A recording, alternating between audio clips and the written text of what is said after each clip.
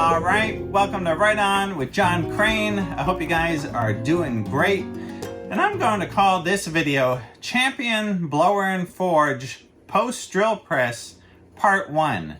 Now I did a previous video where I degreased all this stuff with Super Clean, and that was just kind of a video about the Super Clean and degreasing, and the folks over at Super Clean were nice enough to send me over some product, and the product worked great. That was awesome. Did a great job here on this drill press.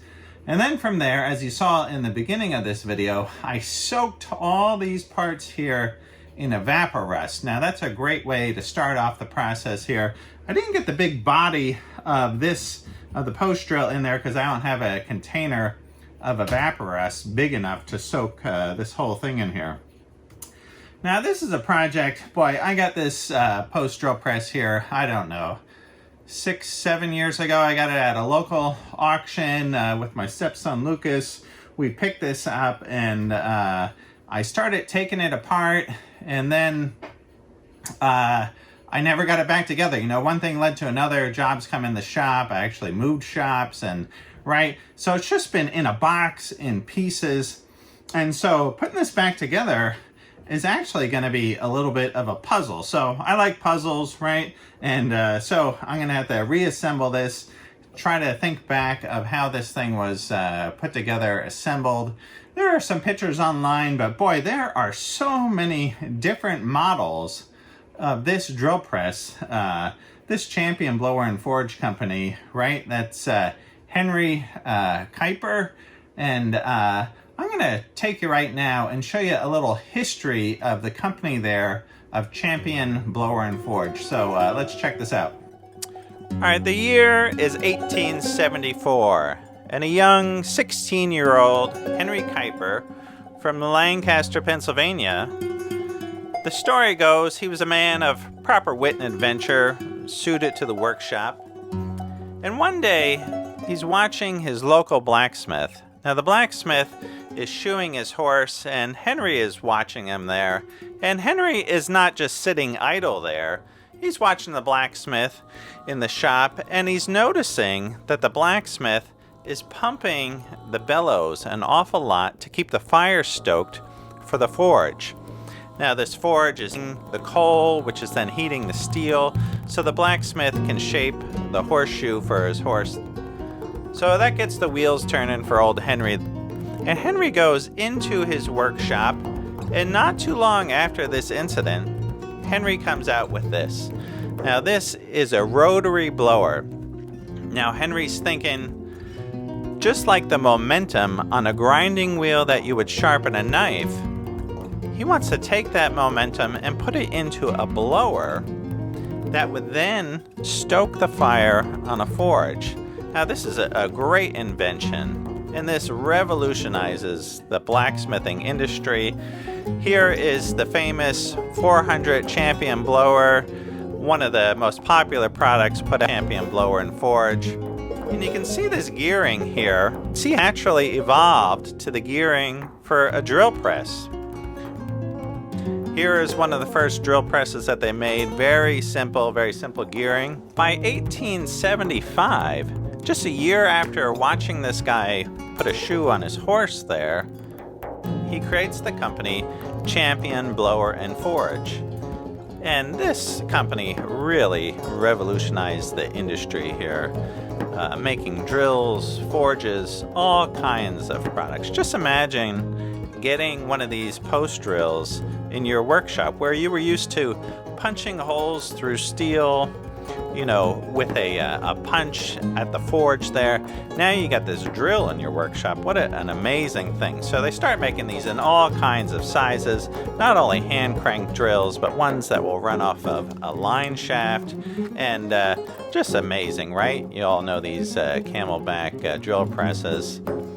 So in Lancaster, Pennsylvania, they build a huge plant there, a huge factory, employs many people from around the area there, and they just start making all kinds of tools like this lathe here. Here's a whole list of tools that they're working on there in Lancaster. Here's a press. Here's another press. just casting all kinds of different tools. The list goes on and on. Here's a Hercules power hammer. Here is a hacksaw here. They're making tap die sets. Those handles here, don't they remind you of the Greenfield tap and die handles there? Those really nice ones. Now this is right in the middle of the second industrial revolution, and Henry Ford is starting work on the Model T. He's got the production line going, keeping all these guys busy here. And right around 1920, old Henry Kuiper there, he dies. I think exactly 1920. And the company gets taken over by his son-in-law there, Charles Long, and they start the focus of the company more on the blowers. And now we have the electric motors, and the company really shifts gears and starts going after these blowers, exhaust fans, that type of thing. And they start to taper back on all those drill presses and other tools. In 1969, Charles Long decides to sell the company, and it relocates to Illinois. So they leave Lancaster, Pennsylvania, and the company now is focusing mostly on fans. It goes through a handful of changes, ownership changes, concentrating mostly on the fans. In 1987, the name changes to the Champion Fan Corporation. And then in 2008, it gets totally bought out again. So I think all of this is amazing. Just to think that all of this started with young Henry Kuiper, 16 years old, watching his local blacksmith shoe a horse. Got his juices flowing, got the wheels turning, and look what he did with that. Just amazing. You know, that really revolutionized an industry. And hence, look, the guy's got me working on my own shop. I got these parts here. I'm going to polish these all up, put this drill press back together, and get it working nice and smooth.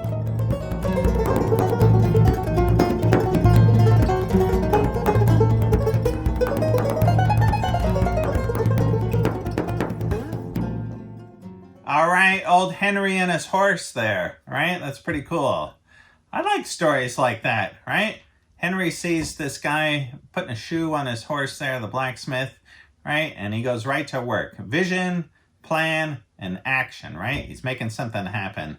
And I think that's just a great example. If you got an idea there, put it into action. Make something happen. Get in the shop, start crunching, you know, the designs there, the numbers, and who knows? You know, you never know what's going to happen. All right, so here we are. We got a bunch of pieces here on the table. And so I'm going to bring you in here for a closer look, show you these pieces, and show you what I'm going to do to them. Some of these are some rough casting. Some of these are a little bit better looking. And so my next task is to clean these up, make this stuff look a lot better, and get it ready for some paint. All right, here, I'll bring you in for a closer look. Okay, here is the main body of the drill. And as we can see right here, we got Champion Blower and Forge Company, Lancaster, Pennsylvania, USA, right? This looks a little rough, right? I couldn't get it into the evaporust. I still have some parts to take off of this. So I'm going to take all these nuts off, take these gears off, and that type of thing. If we flip this over here to the other side, right, we got number 200, and then we got patent applied for on this side. So that makes me think that this drill here is probably 1900 or even prior. Now, I've seen some other drills like this listed on vintagemachinery.org there, Keith Rucker's site. And there's some number 200s, but some of them will have the patent number on there. And one of them I saw said 1904, actually, right on the side of the drill. And that is obviously after they had the patent for it, right? So, you know, there's some puzzle pieces to getting this thing apart. If we look in here, there's some ball bearings in here, and I'm going to have to clean these up, and I'm going to see if these are even going to be functional anymore. And then this part right here, I got to get this to slide out. This is kind of stuck in there. It does turn, but I got to pop that out. There's some, there's like a brass nut in there, and I got to get that in the right configuration to slide this out, right? So I'm going to get all these pieces off of here.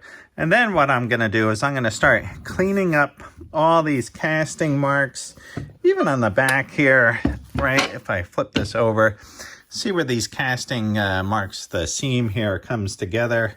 I'm going to clean all that up and make that nice and smooth. I'm going to do a nice deluxe job on this drill here. I want this thing to be looking top notch. And then we got this flywheel here, or drive pulley. And this would have been on a you know, running this off of a line shaft type of thing. And so I'm going to clean up all these casting marks. And right, you can see some of these here where maybe the sprue was coming in when they cast these. And, you know, I might throw this up on the lathe and clean up the surface here before it gets painted. Right here we got some of these gears. So all this kind of stuff. See, like this stuff here, I'm going to go over all these little parts here. Get this stuff really dialed in nice. Right here is the feed kind of gear here at the top with the teeth. Right here's a drive gear here with the cam, and here this drives the feed wheel here, this arm. And again, right, we got the sprues here where they poured these castings here. I'm gonna clean all this up nice and smooth. Right here, this supports the table. Here's the rod here, you know, that connects the body to the table. And I'll probably throw this up on the lathe, clean all these parts up. All right, so there's just a nice overview there of the parts. All right, well, that's it here for part 1 of the Champion Blower and Forge drill press. In part 2, you're gonna see me cleaning all these parts up, wire wheeling, sanding, grinding. I'll put some parts on the lathe. I don't know what all this is going to entail putting this back together. I might have to machine some pieces on the lathe and the milling machine.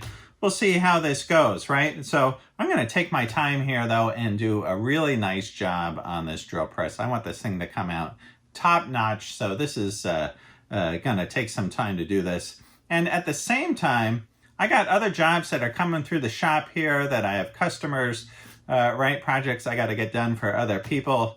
I got a table base that I'm going to start for a big slab table that's going in a gallery. You're going to want to check out that video. That's going to be pretty cool. And so lots of things going on. So the next video might be that table base because I have to start that project tomorrow, right? So, but I'll keep these videos flowing here on the Champion Blower and Forge drill press. And I think you guys are going to like this series.